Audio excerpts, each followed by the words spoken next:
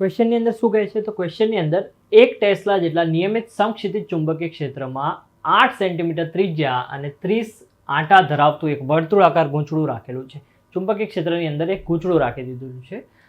એની અંદરથી 6 એમ્પિયર જેટલો વિદ્યુત પ્રવાહ પસાર થાય છે. ક્ષેત્ર રેખાઓ ગૂંચળાના લંબ સાથે 60 ડિગ્રી બનાવે છે. એટલે કે ગૂંચળાનું ક્ષેત્રફળ સદિશ અને જે ચુંબકીય ક્ષેત્ર છે બંને વચ્ચેનો ખૂણો કેટલો છે? 60 ડિગ્રીનો ખૂણો છે. ક્ષેત્ર રેખાઓ 60 ડિગ્રીનો ખૂણો બનાવે. ગૂંચળાનું આવર્તન ના થાય તેના માટે તેના પર લાગવું જરૂરી વિરુદ્ધ દિશાની અંદર ટોર્કનું મૂલ્ય શોધો. હવે શું થાય કે એક ક્ષેત્રફળ ધરાવતું એક ગૂંચળું હોય એની અંદર જ્યારે એને કોઈ ચુંબકીય ક્ષેત્રમાં મૂકીએ તો શું થાય?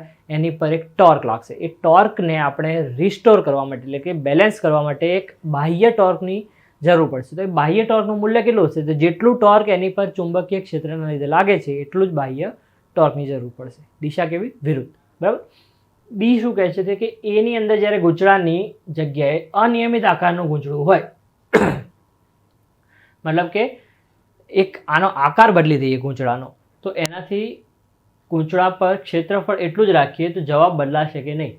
તો જ્યાં સુધી સૂત્રની અંદર આપણે શું દેખીએ કે સૂત્રની અંદર જ્યારે આપણે ચોરસ ગૂંચળું લઈએ, લંબચોરસ ગૂંચળું લઈએ, વર્તુળાકાર ગૂંચળું લઈએ, આપણે ખાલી એના ક્ષેત્રફળની વાત કરી છે. તો ક્ષેત્રફળ પર આધાર રાખશે ના કે એના આકાર પર. તો બીજાનો આન્સર આપણને મળી ગયો.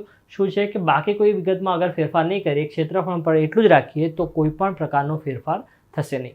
હવે ટોર્કની વાત કરીએ તો ટોર્ક માટે જો આ રીતે ગૂંચળું છે, ત્રિજ્યા આપેલી છે, એનો ખૂણો આપેલો છે, એની અંદર કુલ આંટાઓની સંખ્યા 30 આપેલી છે, એની અંદર જે પ્રવાહ જાય છે કેટલો છે? 6 એમ્પિયર જેટલો. તો ડેટાનું કલેક્શન લખીએ આપણે પહેલાં. બીનું મૂલ્ય, આરનું મૂલ્ય, એનનું મૂલ્ય, આઈનું મૂલ્ય કેટલો? 6 એમ્પિયર જેટલું. એ અને બી વચ્ચેનો ખૂણો કેટલો? થીટા. એટલે એ એનું ક્ષેત્રફળ સદિશ, બી એ ચુંબકીય ક્ષેત્ર અને ક્ષેત્રફળ અને ચુંબકીય ક્ષેત્ર વચ્ચેનો ખૂણો થીટા કેટલો છે? 60 ડિગ્રી. તો ટોર્કનું મૂલ્ય શોધો. ટોર્ક કેટલું હોય? તો ટોર્કનું સૂત્ર કેટલું થાય? તો ટોર્કનું મૂલ્ય થાય BIN એટલે કે બીના BINA બીના સાઇન થીટા. તો બીના સાઇન થીટા, તો બીના સાઇન થીટાની અંદર શું શું છે આપણી પાસે? બી છે, આઈ છે, એન છે. હવે આર આપેલો છે તો આરથી આપણને શું મળે? ક્ષેત્રફળ મળે પાઈ આર સ્ક્વેરથી. વર્તુળાકાર ગૂંચળું હોય તો પાઈ આર સ્ક્વેરથી એનું ક્ષેત્રફળ મળે. તો પાઈ આર સ્ક્વેર એના ક્ષેત્રફળની જગ્યાએ. બાકી સાઇન થીટા કેટલો છે? તો સાઇન 60 ડિગ્રી. બરાબર. આ બધો જ ડેટા રાખીએ.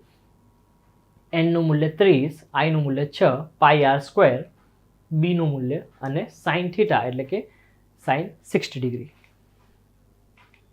તો ફાઇનલ આન્સર આવશે ટોર્કનું મૂલ્ય કેટલું આવશે? 3.1 ન્યૂટન મીટર જેટલું. એટલે કે 3.1 ન્યૂટન મીટર આ ચુંબકીય ક્ષેત્રના લીધે એક ગૂંચળા પર લાગે છે. તો આપણે વિરુદ્ધ દિશામાં પણ એટલા જ મૂલ્યનું એક ટોર્ક લગાવવાની જરૂર પડે. બીજાનો આન્સર શું છે? તો એની અંદર કોઈ પણ પ્રકારનો આકાર હોય પણ ખાલી ક્ષેત્રફળ પર આધાર રાખે છે. તો સૂત્ર જે છે એની અંદર ક્ષેત્રફળ આવશે એટલે કે આકાર પર આધાર રાખતું નથી. બરાબર.